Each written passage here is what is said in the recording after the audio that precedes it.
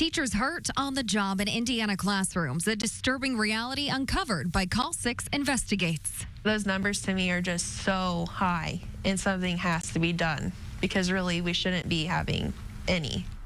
And only on RTV6 tonight, for the first time, you're hearing directly from teachers who say this problem has reached a breaking point in our schools and your children are at risk. Call 6 Investigates' Kara Kenny has been tracking this issue for months and joins us with why some say Indiana classrooms are in chaos. Kara.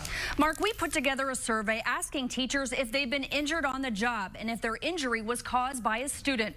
More than 400 educators responded, and most told us yes. In fact, many are thinking about leaving the profession. It's a problem that's largely remained hidden until now. And now one teacher is coming forward after getting hurt her first month on the job. Very excited, very looking forward to having my own classroom, and then it just quickly went downhill. One of Hannah Mooney's students in her classroom at Elwood Elementary took up most of her time, and Hannah says the second grader was violent. It was to the point where every few minutes we were dealing with an outburst that resulted in him turning the room upside down. Hannah says she and other teachers begged administrators for training to deal with the situation. Hannah says that training did not happen. And 2 weeks into her teaching career, that student had a meltdown and was put in a consequence room here at Elwood Elementary School. And next thing we know, it sounded like a bomb went off. He had broken the door handle off and it hit the metal instead. My ear was on the other side and it went straight into my ear. Hannah suffered 80% hearing loss in her right ear and now relies on a hearing aid. Everyday activities are now difficult, even things like watching TV or taking a walk. Describe what it sounds like right now. It just sounds muffled. Like muffled is my biggest word. We asked to speak with the Elwood school superintendent, and he declined. But records obtained by Call 6 Investigates show Hannah's incident is one of 14 staff injuries involving students at Elwood schools since the 2017-2018 school year. Some injuries Call 6 found include a substitute teacher stabbed with a pencil, a school nurse bitten, a teacher's aide kicked by a student. And Elwood is not alone. Call 6 Investigates filed records requests with 24 school districts in central Indiana for teacher and staff injuries involving students. We counted more than 1,500 incidents and found all kinds of injuries, from teachers being hit in the face, punched, and headbutted. After Call 6 Investigates exposed this issue in November, we couldn't get any employed teachers to talk with us. So many people are scared to come forward about it because of, blacklisting. There's just the stigma around it. So we asked this group of retired teachers to weigh in. They have nearly 100 years of combined experience in the classroom. I've had children that have thrown things at me, and there were a lot of teachers that were injured by students, either by, throwing desks at them or kicking them. When we asked these retired teachers an important question, Why do you think this is happening? their responses The students do not have consequences. were nearly the same. It's unacceptable behavior, and there should be consequences for it. It's the lack of consequences for behavior. Janae Hanger, founder of the Positive School Discipline Institute, has a different take. Why is this happening? Most classrooms are safe, but there are some classrooms that have very negative learning environments. If a teacher is not safe in the classroom, neither are her students. Hanger says when schools take harsh, zero-tolerance approaches to student behavior without looking at why a child acts that way, it puts students and staff in harm's way. We need to start getting to the root cause of behavior and starting to address those root causes of behavior before they escalate into things we can't address. Teachers we talk with say large class sizes and a lack of school counselors put them at greater risk for injuries. The Positive School Discipline Institute has trained employees from 54 schools. Man, just that is a big step On how to build relationships among teachers, administrators, school police, students, and parents. Hanger says the approach can help prevent situations like the one that Hannah went through. We need more training, and anytime you lock a kid in a room, you're escalating the situation. You're not calming it down. Hannah Moody is still struggling to live with hearing loss. She's taking a new direction with her career and is now studying to get her master's in library science. Are you giving up teaching? Yes. What is that like?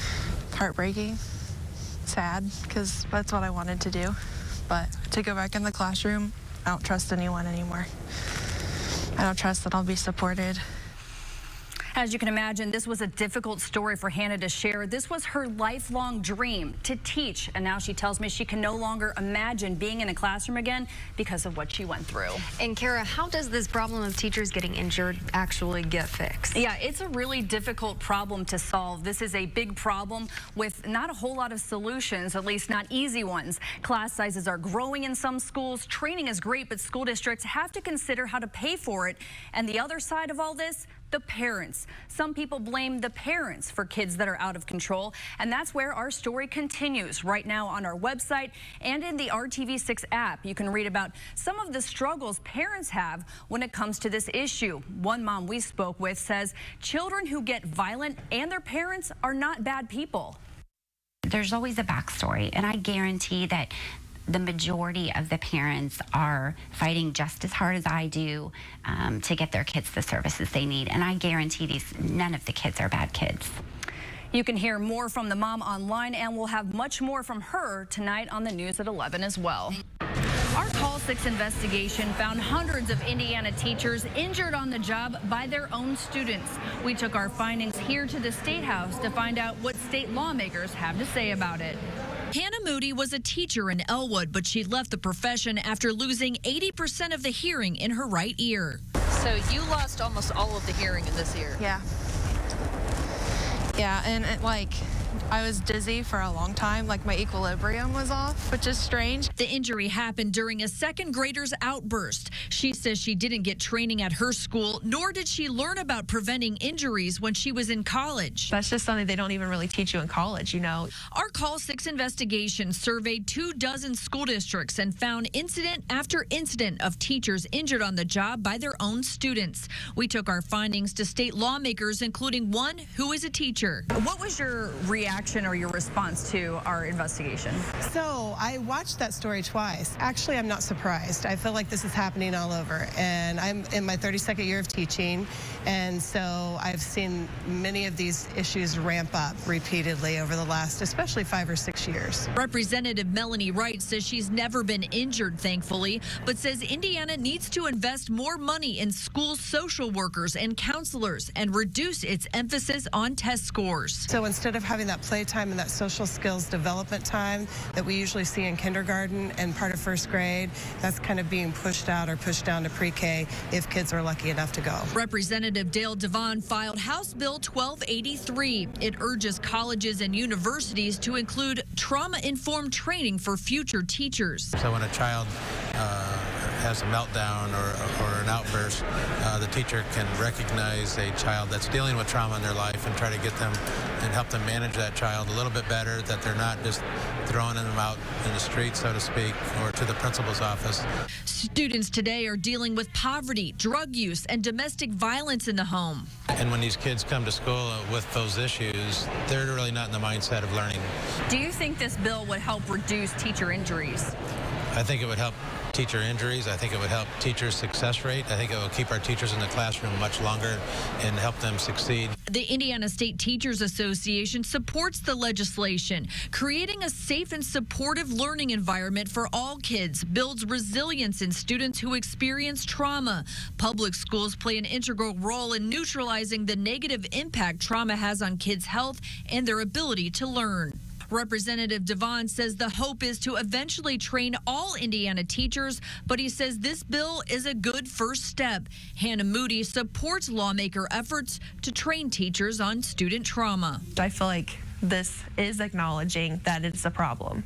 You know, obviously I can't have my hearing back, but I'm going to make the best of the situation and hopefully get back into teaching in a different form. Reporting from the State House, Call 6 investigates, Kara Kenny. Well, we also reached out to Senator Mike Gaskill. Hannah Moody is one of his constituents. He told us, quote, "My heart goes out to Ms. Moody and other teachers who have been injured by students. I'm also very sensitive to the requests of teachers, superintendents, and school board members who have requested that the legislature decrease the number of new mandates that we place on public education. I think your reporting will raise awareness of this problem, and I hope local school districts will take measures to address the problem.